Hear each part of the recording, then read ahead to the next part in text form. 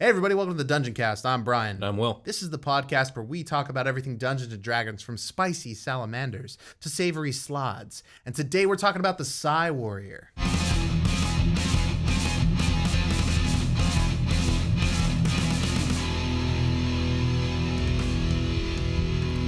Dungeoncast. Hey Brian. Hey Will. I need you to awaken to the psionic power within, Brian. I thought you were going to ask me to Opa Gangnam Style. We're talking about the Psi Warrior today. Oh. Not that Psi, different Psi. That was good. It was good. That came out nice. Uh-huh. Oh, back at it again. God damn it. A Psi Warrior is a fighter who augments their physical might with Psi-infused weapon strikes, telekinetic lashes. Oh, God. Is your character going to be based off of Psi? Oh, God, I did think to do that. God. No, it is Thank not. Jesus. I came up with a different Sorry. joke. Okay, cool. Are you going to end the episode right now? No. We got to fucking stop. We're done. We can't. No. I can't let this happen. Sorry. Okay. I got distracted. I did Let's think start about over it, again. and I was bet like, you that did. would just make a better joke for the intro. And here it is. Well thought out. Thank you. A Psi Warrior is a fighter who augments their physical might with Psi-infused weapon strikes, telekinetic lashes, and barriers of mental force.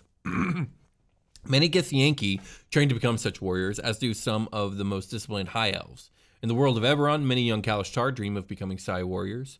As a Psi Warrior, you might have honed your psionic abilities through solo discipline, unlocked it under the tutelage of a master, or refined it at an academy dedicated to wielding the mind's power as both weapon and shield. Yes, it's very cool. This Very class cool flavor. very much reminds me of the 4th edition class, the Battle Mind, which was like a heavy armor defender that utilized psionic power in its defense of its allies kind of deal. That's cool. Yeah. Did 4th edition stagger their releases the way 5e's kind of staggering their releases with like the psychic thing? Yeah, the psychic thing came out really late in the game. As a matter of fact, it was Player's Handbook 3, where we got all the psychic classes. And so 4th edition had this thing where there was different roles for every type of class. You had damage dealers were called strikers, tanks were called defenders, healers were called leaders, and there was another type of unit called a controller, which did like tactical battlefield controlling types of like zones and DPS and or area of effect stuff. Right. So there was a psionic class for each of the roles, and for the defender you had the battle mind, for the striker you had the monk, which was considered a psionic class, and for the leader you had the ardent, and then for the controller you had the scion. Okay. So we're not that diverse here. No. In 5e yet. No. Yet. Yeah. I heavily on the yet because like here comes the psychic shit. Yeah, it's it's all coming. over the place all of a sudden. So let's get into the Psi Warrior. This is a subclass for the fighter, which you can take at level 3. It's your, I believe, called your fighter archetype. Yes. And at 3rd level, you get a feature called Psionic Power. You harbor a wellspring of psionic energy within yourself. This energy is represented by your psionic energy dice, which are each a d6. You have a number of these dice equal to twice your proficiency bonus, which at level 3, I believe, is 2, so you have 4. And they fuel various psionic powers you have, which are detailed below. All right, so that's a lot like the Battle Master fighter, but that one's a D8, I think. No, it starts as a d6 as well. Oh, it scales to a D8, Yes. doesn't it? Yes, it does. Okay. And I believe this one does as well. I'll tell you more after I drink this water. Okay, that's like the fighter formula is being held intact here. It seems like anyway. Yeah, it's the same like, oh, you have a resource. Your resource are these die, which level up as you level and you get more as you get stronger. Yeah, it's a little different from Bardic Inspiration die or like Sorcerer points. You know, It they is. vary between, but this is what the fighter's doing is they're going from D6 to a D8 and then higher. We'll see. Yeah, so some of your powers expend the psionic energy die they use as specified in the power's description. You can't use a power if it requires you to use a die when your dice are all expended. You regain all your expended psionic energy dice when you finish a long rest. In addition, as a bonus action, you can regain 1 expended psionic energy die, but you can't do so again until you finish a short or long rest. When you reach certain levels in this class, the size of your psionic energy dice increases. At 5th level to D8, 11th level to D10, and 17th level to D12. The powers below use your psionic energy dice. So the first power you get is called Protective Field. When you or another creature you can see within 30 feet of you takes damage, you can use your reaction to expend 1 psionic energy die to roll the die and reduce the damage taken by a number rolled plus your intelligence modifier as you create a momentary shield of telekinetic force. Neat. That's Love cool. that. Love and that that's shit. in line. There's like established magic that does this type of thing, like mitigating damage. Like, Yeah. Especially with the Blade Singer, you can like do a lot of damage mitigation stuff. Whether that's with the spell list or the class features. This is cool. Harboring to that. The second power you get is called Psionic Strike. You can propel your weapons with Psionic Force. Once on each of your turns, immediately after you hit a target within 30 feet of you with an attack and deal damage to it. With a weapon, you can expend 1 Psionic energy die, rolling it and dealing force damage equal damage to the target equal to the number rolled plus your intelligence modifier. So 30 feet is pretty far. I mean, you could do this with bow and arrow. That'd be pretty dope. Like a longbow. Sonic arrow. I love the visual for this. It's so good, and I can't wait to talk about my character in regard to it. I look forward to hearing about it. Yeah. So the final power you get at this level is called Telekinetic Movement. You can move an object or a creature with your mind. As an action, you target one loose object that is large or smaller, or one willing creature other than yourself. If you can see the target and it is within 30 feet of you, you can move it up to 30 feet to an unoccupied space you can see. Alternatively, if it is a tiny object, you can move it to or from your hand. Either way, you can move the target horizontally, vertically, or both. Once you take this action, you can't do so again until you finish a short or long rest, unless you expend a psionic energy die to take it again. That's a cool option. Yeah. I really like that you can pay. You get one for free though. You get one for free, but usually it ends there. Yeah. With like a lot of skills like this or Right. features is what I should call them. This is really cool. I think in my character build, I was like, I didn't go over like this part very well. I was like, oh, that's cool. Okay, yeah, cool. I don't think I read this one because I doubled up on this with a feat. Okay. But I can't remember specifically what the feat does right now, but I will read it later and I'll side by side it, and maybe on the fly I'll make a change. Okay. To what I did. So at 7th level, you get a feature called Telekinetic Adept. You have mastered new ways to use your telekinetic abilities, detailed below. So you get 2 more powers to use your dice on, is basically what happens here. The first power you get is called Psi-Powered Leap. As a bonus action, you can propel your body with your mind. You gain a flying speed equal to twice your walking speed until the end of your current turn. Wow. Yeah, once you take this bonus action, you can't do so again until you finish a short or long rest, unless you expend a psionic energy die to take it again. So you get one for free. That's great. I love the first one free. Yeah, the first one free is very nice. Because you're going to love this shit. Yeah, absolutely. You're going to buy it. You're going to pay for it. Absolutely. The next feature you get is called Telekinetic Thrust. Whoa. When you deal damage to a target with your psionic strike, you can force the target to make a strength saving throw against a DC equal to 8 plus your proficiency bonus plus your intelligence modifier. If the save fails, you can knock the target prone or move it up to 10 feet in any direction horizontally. So Much magical. Yes. Also, like, can I just say, it's nice to see some more intelligence-based class stuff. Absolutely.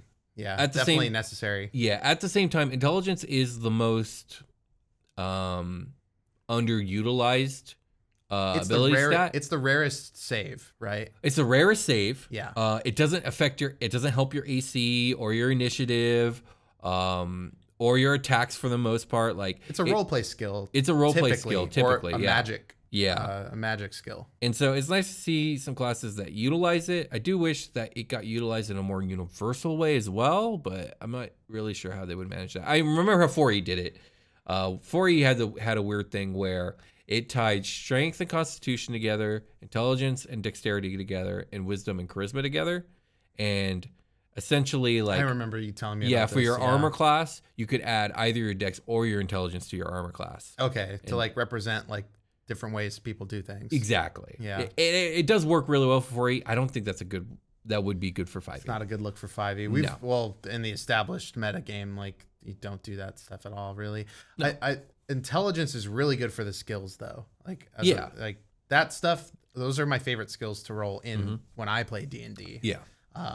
And I leaned hard into intelligence based because I feel that lack. And when you had originally brought it up to me, like, hey, you're right. Like, playing this game, like, there's no intelligence stuff unless you are like doing Pushing the for it. intelligence stuff. Yeah, And absolutely. This falls into that, but you know, I'm gonna be in it. If I'm being in it, I'm gonna be in it. Absolutely. So at 10th level, you get a feature called Guarded Mind.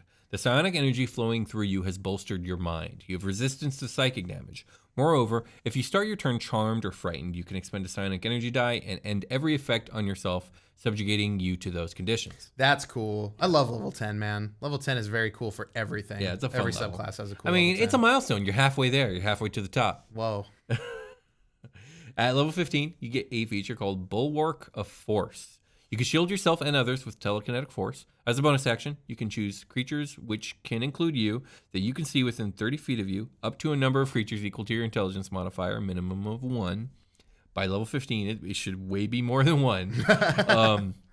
Each of the chosen creatures is protected by half cover for 1 minute or until you're incapacitated. Wow. Yeah, once you take this bonus action, you can't do so again until you finish the long rest, unless you expend a psionic energy die to take it again. So you get one for free. First one's free, baby. Love this bulwark. This one's good. Can you pull up half cover real quick? Yeah, you got it. Because I think that's better than just disadvantage. I feel like that's a little bit more. No, I think you get a bonus, like a plus bonus to it. I think it yeah, scales is that too, it? depending on your because cover. that could be massive for a whole minute. That it's not concentration either, right? Yeah, it's not even concentration. That's awesome. I mean, it's not massive. It's half. Okay. There are 3 degrees of cover. Target. I'm just gonna read them all. Fuck it. If a target is behind multiple sources of cover, only the most protective degree cover applies. So a target with half cover has a +2 bonus to AC and dexterity saving throws. A target has half cover if an obstacle blocks at least half of its body. The obstacle might be a low wall, a large piece of furniture, a narrow tree trunk, or a creature.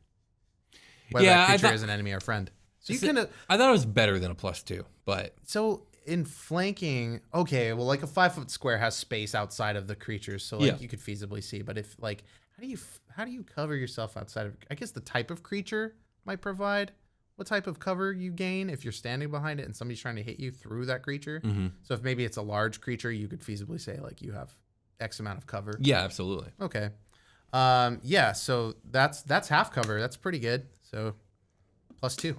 All right. So. Your final feature comes at level 18. It's called Telekinetic Master. Your ability to move creatures and objects with your mind is matched by few. You can cast the Telekinesis spell, requiring no components, and your spellcasting ability for the spell is Intelligence. On each of your turns, while you concentrate on the spell, including the turn when you cast it, you can make one attack with a weapon as a bonus action. Once you cast the spell with this feature, you can't do so again until you finish a long rest, unless you expend a psionic energy die to cast it again. So you get one for free.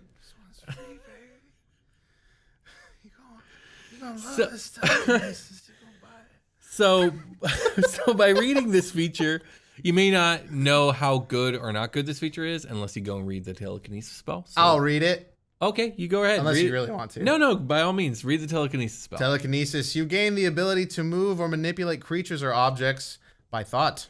When you cast a spell, and as your action, each round for the duration, you can exert your will on one creature or an object that you can see within range, causing the appropriate effect below. You can affect the same target round after round or choose a new one at any time. If you switch targets, the prior target is no longer affected by the spell.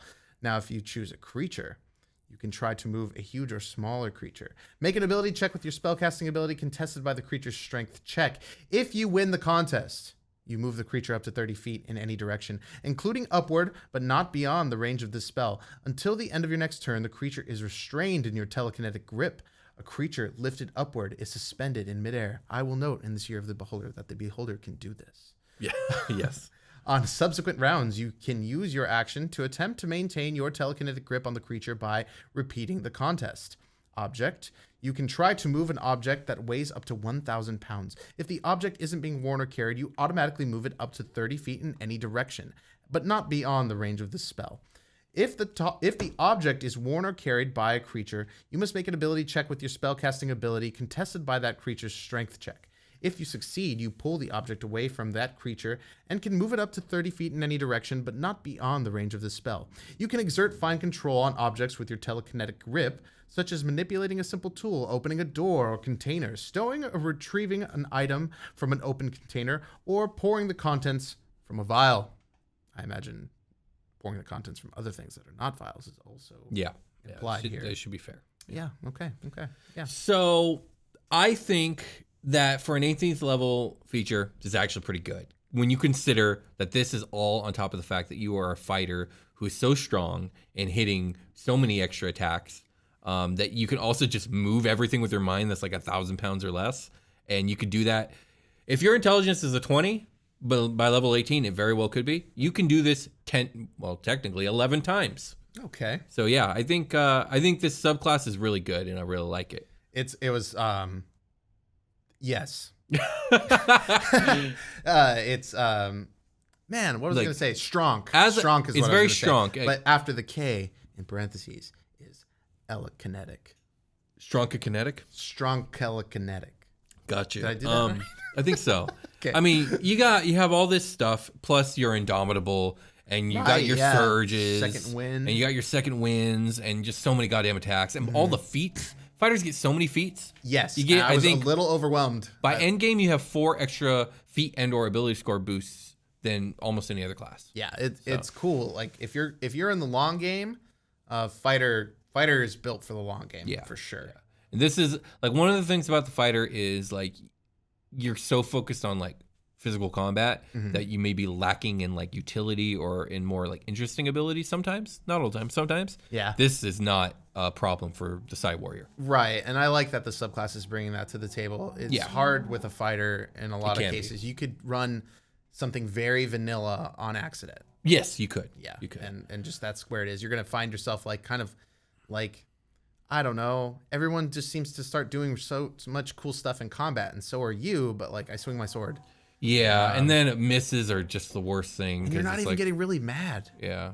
You know? Like, yeah, there's another like guy doing that, but he's having so much more fun than you for some reason. Yeah. He's so mad. Well, he's got that Super Saiyan mode. Yeah. There is something inherently fun about the like, oh, let me get serious and take off these weights. Power up. And I've said it a million times about barbarians. That is the coolest thing about them is it doesn't have to be getting mad because I think that's stupid. But like the whole I have a higher mode of ability, that's fun. Yeah, kick it up to the next gear. This definitely is a bypass for that sort of thing. I do not feel pigeonholed. The creativity and magic is there for me. You know? I think if I were to run a fighter, and power. If like I don't usually run fighters all that often, but if someone was like, "Hey, I have a D&D game, and it's a game I really want to be in, but caveat it's got to be a fighter," this is probably what I'm looking at first and foremost. This one or Samurai. I still think Samurai is really cool. Samurai's just never really appealed to me. It leans into that role play aspect. I do like that, and I do like the concept of Samurai in general. Just like the actual features, I don't remember speaking to me that well. No, they're role play. I think centralized. We'll have to do an episode on that one specifically. But that being said, you ready to tell us about your character? Yeah. Are we? Let's take a break and then do that. Yeah. Hey everybody, welcome to the part of the episode we're not talking about that last thing. We are talking about Join the Party podcast. Join the Party is a collaborative storytelling and role-playing podcast powered by the rules of Dungeons & Dragons. Their first campaign explores fantasy adventure, intrigue, magic, and drama, while their newest story tackles science, superpowers, a better future, and the responsibility to help others. Every month, they also sit down for the after party, where they break down their game and answer questions about how to play D&D and other role-playing games at home. They also have segments at the beginning of each campaign to teach people how to play the game themselves. It's a party, and you're invited. Search for Join the Party in your podcast app or go to jointhepartypod.com. All right, so let's talk about my character. I built a Psi Warrior. I built it up to level 10. Nice. Their name is Brain. Brain. Brain. Like brain? Brain. Like Brian. Like Brain. Brain? Brain? All right. Character's name's Brain. Gotcha. My name is Brain. What's up? It's what people call me on emails when they're not spell checking. You get that a lot. I do get that a lot. Hey, yeah. Brain. Brain. What's up, Brain? There's a guy that calls me Brain at work. He's like, what's up, Brain? I'm like, hey. Brain. Okay. Well, his name's Aaron, so I just scream, Aaron! From Attack on Titan. Yes. And I asked him if he watches Attack on Titan. He said no. Yeah, most people don't watch anime, so. All right, so tell us about Brain. Okay, like I said, I built a level 10, a rock gnome. I built a rock gnome. Oh, okay. So I'm gonna get that +2 intelligence boost right off the bat. I'm gonna get dark vision and gnome cunning. Okay. So let me go. I have advantage on intelligence, wisdom, and charisma saving throws against magic, which I think is like great. That's very complementary to the whole Psi thing. I think it's a good setup. There's a bunch of artificer stuff like kind of tied into it. Whenever you make an intelligence history check related to magic items, blah blah blah. Oh yeah, they're very crafting. Yeah, crafty. they get Tinker's tools, that sort of thing. So for the class stuff, for proficiencies, I took history and insight, and it's not history. These are two. I wanted to link them together. It's not history about the world necessarily, and yes, it is also. Okay. This person's going to be studied, but it's history about you. things about you that you might not know about yourself. That's interesting. Okay. So I want to tie that to insight. Okay. Like, I can see how is it that because they're psychic? Partly because they're psychic and Okay. partly because they're extremely intuitive. Okay. With trained in insight with their psychic ability and in history. Okay, so you're using the skills in tandem. Like you are inciting the person in through deductive reasoning, much like Sherlock Holmes. Exactly. Are like, oh well, because they wear this fabric of blah blah blah, they probably come from this city, which has a history of blah blah blah blah blah. Exactly. Okay, I like that. Yeah, that's really cool. That's what we're going with there. I took the blind sense fighting style or blind fighting. You have blind sight within a range of 10 feet. Within that range, you can effectively see anything that isn't behind total cover. I really tried to stack psychic shit on top of my psychic Try to shit. make it as psychic as possible. Kind of like, but different. I like that. No, I understand that. Aware of everything around I was them, fucking around with the Eldritch Knight, and I was just trying so hard to make it as... I like the idea of elemental blades. I like the idea of like focusing in on a single element and doing the best you can. And with the Eldritch Knight, I was trying to get as lightning-y as possible, and I ended up disappointed. But continue. Sorry. So we are gonna build the Eldritch Knight. Huh? We did a change to our episode format. We were gonna cover the Eldritch Knight and decided not to. Yeah, not this episode. Not this episode, but maybe we will eventually. I'm just saying, like. Well, I wanted to give context for what you just said, because why were we talking about the Eldritch Knight all of a sudden? Nobody knows but us. Oh no, I'm talking in concept of for how you're leaning into psychicness. Yes. When I build characters, I try and lean into like a specific element as well. Like I just recently did the Eldritch Knight, and I tried to do that. I ended up disappointed. Yeah, I wanted to smooth out listener confusion a little bit in case there is any.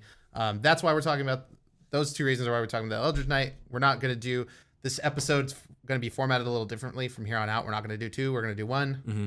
Now that's on the table. Okay. Just like put that out there on the podcast. I was just going to pretend and ignore all the comments, but okay. It's okay. We did, second win, action surge, my martial archetype Psi Warrior, right? Okay. Mm-hmm. We already covered the features here. So for really what we're left with is like the ability score improvements that I took. So for my first one, instead of any pluses, I'm going to take a feat. So I'm going to take squat nimbleness. You are uncommonly nimble for your race. Which is, I imagine, even more nimble because I'm a gnome, right? But I gain the following benefits. I increased my strength score by 1, so I did take that up 1. I'm going to increase my walking speed by 5 feet. I'm going to gain proficiency in acrobatics or athletics, and I have advantage on strength or dexterity acrobatics checks that I make to escape from being grappled. So I want to be extremely wily in combat. I took athletics, and I took the dex score boost. So you're a dex fighter. No. Okay. I'm a strength fighter. Gotcha. But there's never a bad time to take a point in dexterity if it's going to help you. Yeah. It's going to boost a lot of different skills. Are you wearing light armor or heavy armor? I'm probably going to be wearing light armor. Okay. Then that would make sense. I'm not really sure. I wasn't really sure about armor. I approached this character build from a very like features and abilities standpoint. I didn't really like.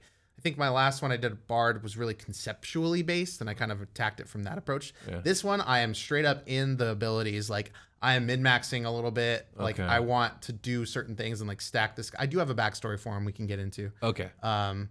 Let's see. What rate? Oh, you said rock gnome. Gotcha. Yeah, I'm going to be a rock gnome. I'm definitely fucking around with some Gith. Like with the lore that we kind of dropped there. Like, I sometimes when you are explaining the character, I listen to what you said and try to incorporate that on the fly. So yeah, this is gonna be some Gith shit. Okay. I think I'm gonna go with some shit like I had a was it a sorcerer, a Warforged sorcerer that we made, the Clockwork sorcerer, got dropped off by some Gith to become an adventurer. We're gonna go with the same thing here. Like this guy's done with his Gith shit, and now he's gonna go adventure. Okay. I pictured him more as a bounty hunter. Their brain is very quiet and weird, and not very social. I think dump stat is charisma on this guy. For sure. Okay, I can see that. And so it doesn't like talking. Because he fucking knows what everybody's thinking all the time, and everyone's a big. He doesn't want to hear it. Everyone's a big piece of shit, basically. Okay, so, I like that. Yeah, he's leaning into that. Yeah. That's like a cynical look at things, but whatever. If you're psychic, you're gonna hear people's like. Right. Deep sure. No, I think that's stuff. really cool. I like it. So I took for my next one because I built up to level 10, right? So I'm going telepathic for another feat. You awaken the ability to mentally connect with others, granting you the following benefits: you increase your intelligence wisdom score by a score of 1. Max 20, yeah. So, and I went intelligence by 1. You can speak telepathically to any creature you can see within 60 feet of you. Your telepathic utterances are in a language you know, and the creature understands you only if it knows that language. Your communication doesn't give the creature the ability to respond to you telepathically. So here's a question. How many languages does he know? Probably a few. He knows Gnomish and he knows Common. And he probably knows Gith. Zerai, yeah, but like, what's the? But mechanically, I don't. Yeah, mechanically. I'm not sure. What's your background? Did you choose? I took. I almost took Knight. Let me get to the background in a minute. Let me finish. Far Traveler makes sense to me personally. Far Traveler does make sense. Yeah. I don't think you get insight as a Far Traveler, and you get 2 extra languages. I think I took something in the realm of like bounty hunting. Okay. Or something like. I'll look. Yeah. And then for my last feat, I took the telekinetic feat, which I'm probably just going to change to a boost in strength because it kind of overlaps. Yeah, that's way too overlap. Yeah. So I'll probably just boost intelligence or strength depending on which one I feel like. Okay. Essentially. So I think I'll go with strength because I am a fighter. Or maybe I could go with con too. There's a good balance here that I could go for with that, but I think I'll just go strength just because I think that's fun for my gnome to be so strong. I feel Indomitable. We're getting that. That's at 9th level. Reroll saving throw that you fail. I've already got advantage on some stuff. So if I roll advantage and fail, I can reroll again, I think is what this is saying. If you do so, you must use the new roll. And you can't use this feature again until you finish a long rest. So that is a cool thing. No first one free here, ladies and gentlemen. That is it on Indomitable. You will not be paying for that shit unless you sleep. Okay, abilities. I went with, I'll get to that at the end. Background, Urban Bounty Hunter. That's what I went with. I took proficiencies in stealth and deception to play into that because I think that's where I'll be picked up as I'll be urban bounty hunting and someone will require my services. Okay. I took playing card set and 3 dragon anti-set, and that plays into this cat doing, they're not a cat. Sorry, I shouldn't say stuff like that on the show. This gnome is going to be hustling people for money. Oh, okay. Yeah. So I don't want to live a poor lifestyle of this character. I want to rob people. Okay, so he's not just a bounty hunter. He's just a piece of shit. A little bit. A little bit. He robs people. He robs people.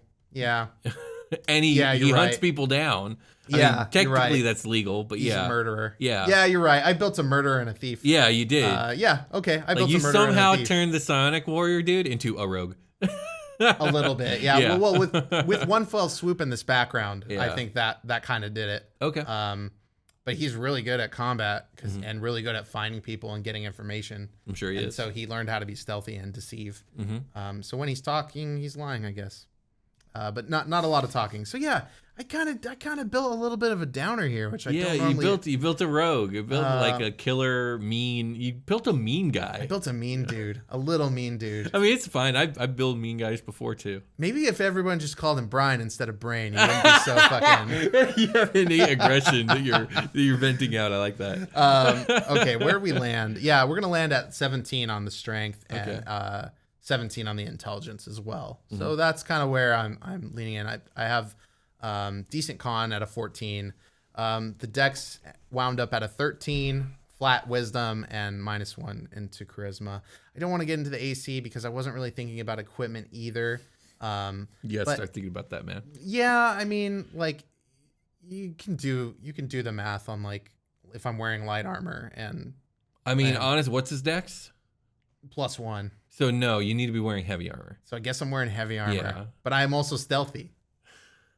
It's okay because I'm psychic. I can know where people are coming from. I think Scale Mail is the one that you don't have disadvantage on stealth checks. Let's get away from this. I want to launch my heavy armor rogue, a Psi Warrior, off the ground and into someone's fucking face. Hell yeah, there you go. That's awesome. Absolutely. That's what I really wanted. Yeah. That's what I really built. And this other stuff is just kind of being attached on with our... You built a sentient cannonball. I built a sentient cannonball with psychic abilities and good athletics. Okay, sounds good to me. Backstory? You said you had one. Yeah, he's traveling with the Gith and learns his like psionic shit. It's not a great like tightly knit backstory, my dude. I just had to like. How do you end up with a Gith? That's a good question. How does one end up with the Gith?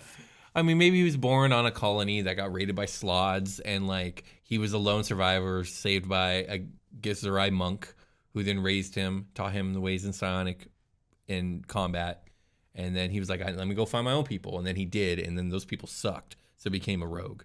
You hear that, everybody?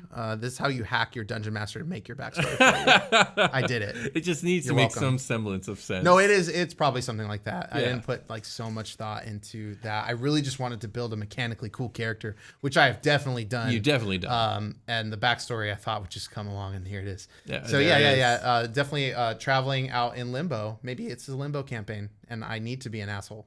That's true. Yeah. I mean, it's very fitting considering we just did the slot episode. Exactly, and it's And fresh on like, the brain. I don't even know if you knew the slot episode was coming. I didn't. Yeah. So. Well, I saw it in the note in the Yeah, but schedule, you didn't know what I don't that know meant. what that. I'm not actively researching anything that we're. That going was to pretty talk fun. about. That It was would like one of defeat the purpose of. That was one of the first episodes in a very long time where you actually. It was like the old episodes where you didn't know anything. It was Yes, very fun. I don't know anything. I was overwhelmed. I was like, "Is this how I felt all the time?" All right. I have all like a right. hazy memory with some Is of this there stuff. anything you want to add about Brain before we move on to our long He's rest? killed so many blue slots. I'm sure he has. Fuck blue slots. All right, it's long rest time. Okay, Oh wait, we Beholder. Yep. New Beholder. new beholder. Oh, we need a feature and array. What are they do. going to be?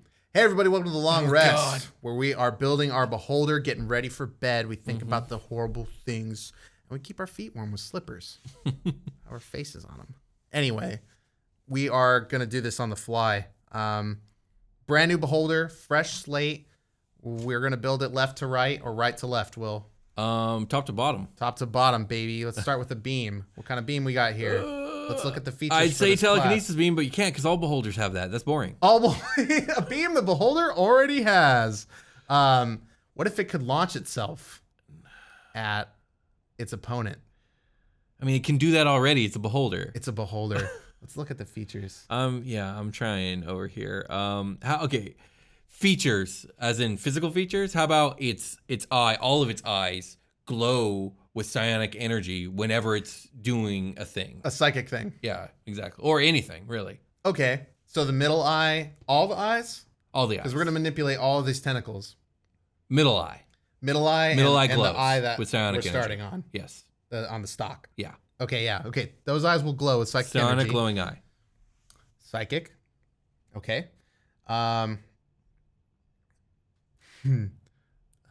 Let's see here. Shit. All these things the fucking beholder can already do. And let's make it do a fighter thing. Um, Action surge beam. so it hits someone with a surge, and then they can get an to do extra it, move. They get to do it twice. I guess for an ally that'd be kind of cool. All right, action surge beam. Fine. It can shoot itself.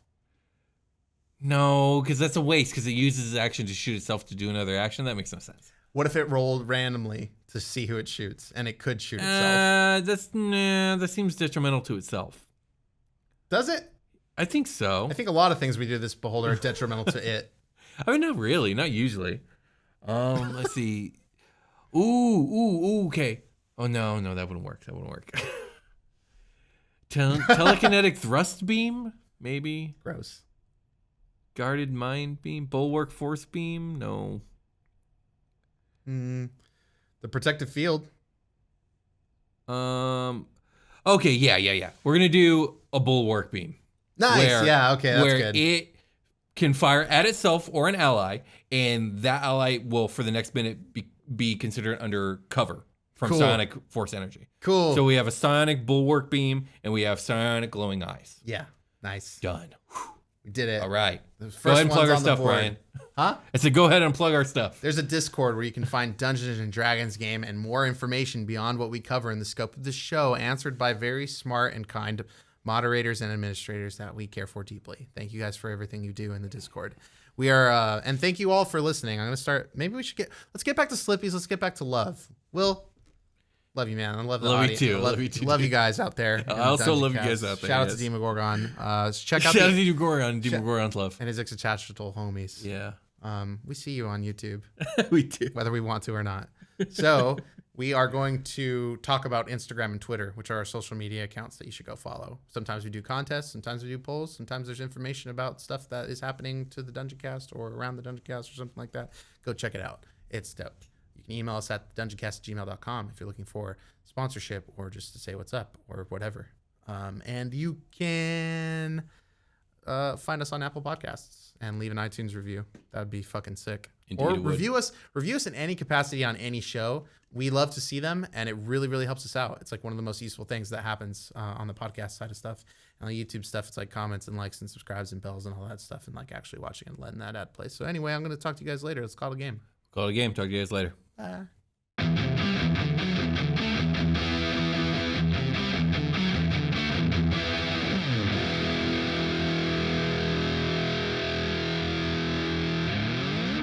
The Dungeoncast.